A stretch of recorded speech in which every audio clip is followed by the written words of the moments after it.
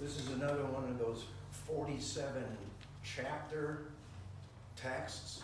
You could just take it verse by verse. But one of the things I've learned in my incarceration is, you have a lot of time to reflect on who you are and how you do things. I realized I've made a lifetime having to tell everybody everything about everything. I don't know if anybody else is like that.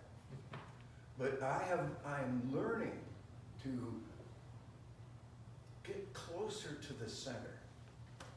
So here's this text. Jesus said to the 12, a disciple is not above the teacher, nor a slave above the master. It is enough for the disciple to be like the teacher, for the slave to be like the master. Then he shifts channels. If they have called the master of the house Beelzebul, which, by the way, you know what that means? Well, Lord of the Flies. It means Lord of the Flies. You wonder where that comes from. Beelzebul, Baal-Zabul is an Old Testament phrase. All right. If they have called the master of the house Beelzebul, how much more will they malign those of his household? Now, this part here is the part I'm going to preach on this morning. So have no fear of them. For nothing is covered up that will not be uncovered. Nothing secret that will not become known. What I, Jesus, say to you in the dark, tell it in the light. And what you hear whispered, shout it from the housetops. Here's the punchline. Do not fear those who kill the body, but cannot kill the soul. Rather fear him who can destroy both the soul and the body in hell. Gehenna, the trash heap. Outside of Jerusalem, the fire that never goes out. That's the word right there. There's a place where they put all the trash, all the manure, all the dead body. Because it's right there in the graveyard. Are not, and then he shifts again. Are not two sparrows sold for a penny? We've heard this before. Yet not one of them will fall to the ground apart from your Father. That's a very interesting phrase. You can think about that for a long time. Apart from God, nothing happens. And even the hairs of your head are counted, so do not be afraid. You are of more value than many sparrows. Now he shifts again. Everyone therefore acknowledges me before others, I will also acknowledge before my Father in heaven. Paul says once we're one with Christ, we are one with Christ. But whoever denies me says that's not true. Before others, I will also deny before my Father in heaven. Now comes the bad news. Do not think I have come to bring peace on earth. I have not come to bring peace, but a sword. For I have come to set man against his father. Nice text for Father's Day, don't you? These guys are really inspired, let me tell you. And daughter against her mother. And a daughter-in-law against her mother-in-law. One's foes will be members of one's own household. Whoever loves father or mother more than me is not worthy of me. And whoever loves son or daughter more than me is not worthy of me. And whoever does not take up the cross and follow me is not worthy of me. Guess who's not worthy of him? Everybody. Just so we get that straight. Those who find their life, they will lose it. And those who lose their life for my sake will find it. This is the gospel of the Lord. Praise to you, O Christ. Like I said, usually what I would do is we go verse by verse and give you way more information than you would want to know. Because you know why? I want to keep this whole situation, whatever I'm in, under control. And one of the ways I do that is by talking. Okay? One of the things I realized in grade school, if you keep talking, they can't ask you another question. Okay, that keeps me busy, keeps you busy. And it's very easy to control this world that we're in, this place of time, place, and situation, height, depth, width, and time. Okay, that's where we live. That's here. This is where we are. It's very easy to think that if we're destroyed in this framework, we are destroyed. And forget the fact that there is a part of us that has been and is now and will be with God. That's always true, and I just blow right past that. Jesus says here, he says, the people you need to fear is the ones that can kill you. The things you need to fear is the thing that you don't need to fear is the thing that takes your job. The thing you don't need to fear is this entire conflagration, this on-fireness of a world that we live in. You know, this is an amazing time in human history, people. It's like a 9/11 in slow motion for the whole world. Do we understand that at the same moment, planet Earth has the same experience? And it's of helplessness. It's of not knowing what to do. It's being separated from the ones we love. It's being lost to each other in some key ways, unless we're really heroic about it. The whole planet. That Buddhist kid on the hillside, you know, everybody wonders if he's going to go to hell. He's had that experience. The protester for freedom in Hong Kong has had the same experience as a Native American in the Amazon Valley. It's all happening together because, folks, in the last 3 months, we have left this and become connected with all of it. The all of it. You know, that's the realm of the soul. And that's what I want to talk about today. That in case you're wondering if you really have a soul, what does Jesus say? You got one. And what are we supposed to do with our soul?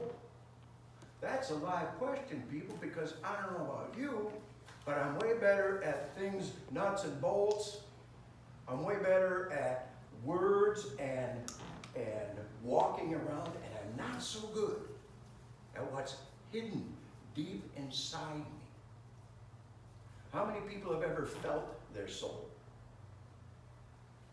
That's where it'll happen. And here's how it works. Okay? Because we are taught to ignore our souls. Because if we're paying attention to our souls, guess what we don't pay attention to? All that crap.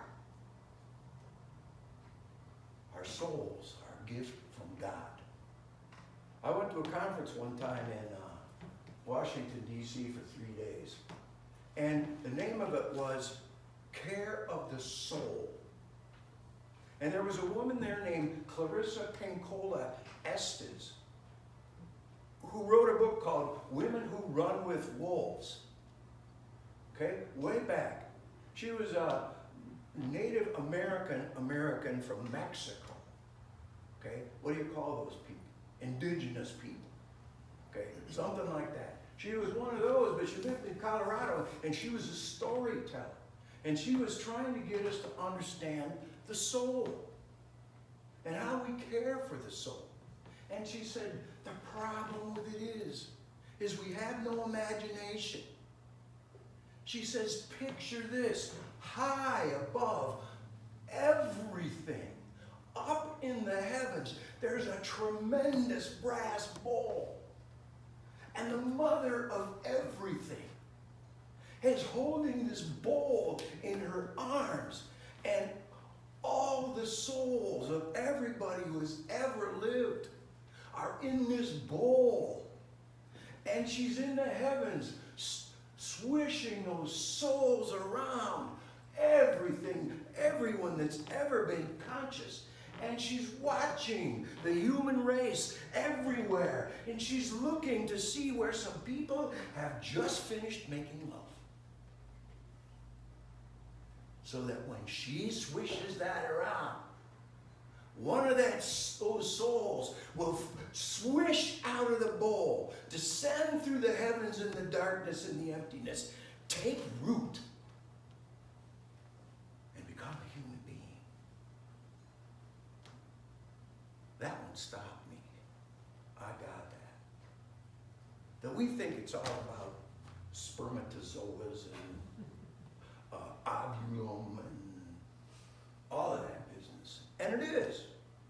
But what about Clarissa Pinkola Estes, her mother of the universe, swishing that around, and everybody that's ever lived and anybody that's ever gonna, and we're all in that together. And when we die, what do you suppose happens to us?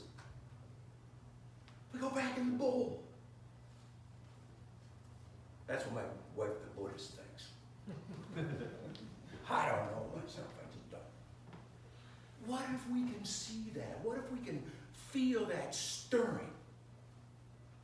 Moms, maybe you can remember when you felt that stirring and your life was different after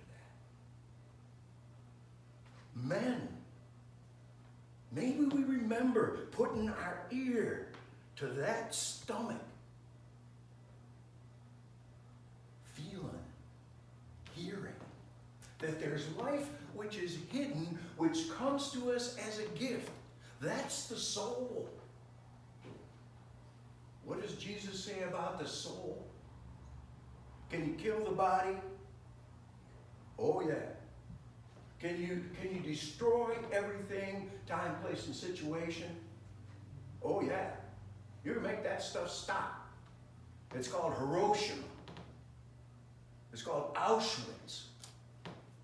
You can make the whole thing stop. It's called COVID virus. Jesus says, don't worry about that. Worry about that when things happen, you become disconnected from who you are. There was another woman at that workshop named Sandra Ingerman, who was a shaman.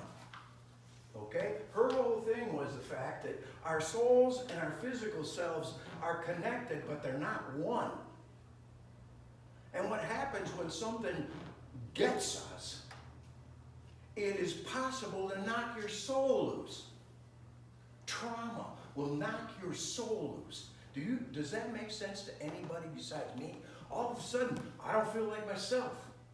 Something has happened which has disconnected me from my deepest part. And she said that there are certain people supposed to do this because you can't go get your soul for yourself. Okay? It's out there somewhere. And the shaman is the one who voluntarily leaves the safety of this world, goes into the unknown, looking for the lost souls. How many people remember that thing in Peter where Jesus says, or we say it on Sunday morning, he what? He descended into hell. Where he did what?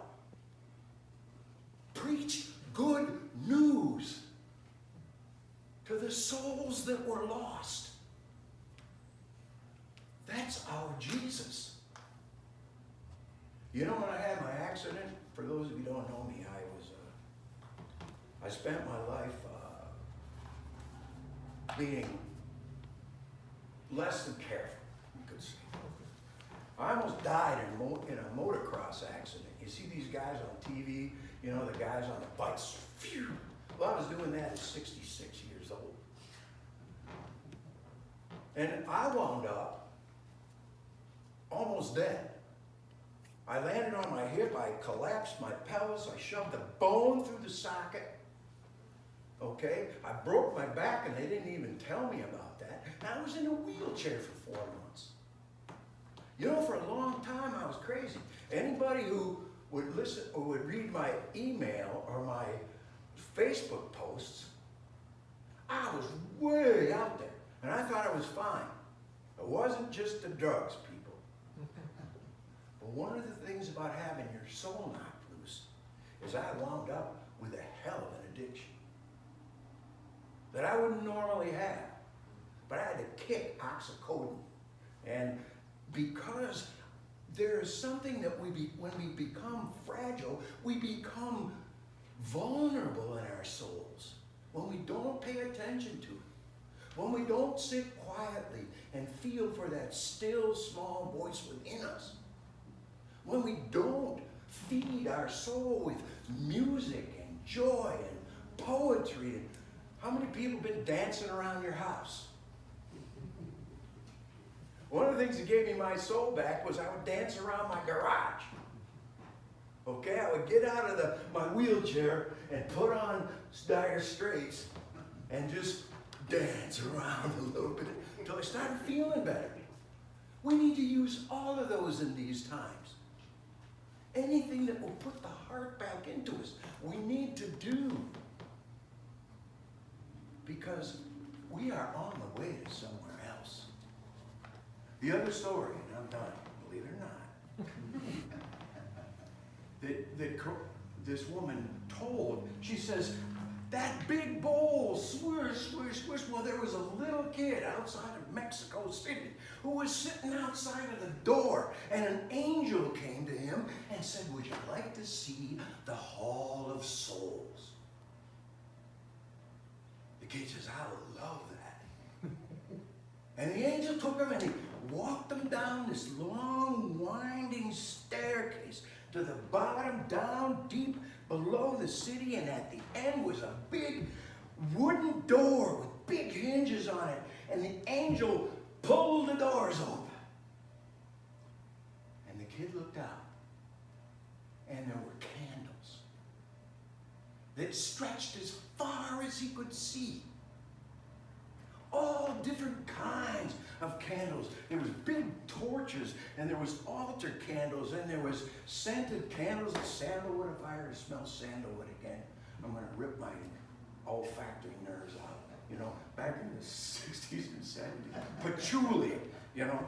All of these candles, they're burning. There's huge ones, almost like bonfires. And there's other little candles that are like those little tea lights, just about to go out. And the kid starts crying.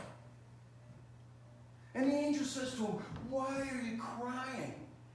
And he says, oh, those poor little candles there, those little teeny ones that never had a chance, and now they're going out. The angel says, what makes you think those are little ones that never had a chance and are going out?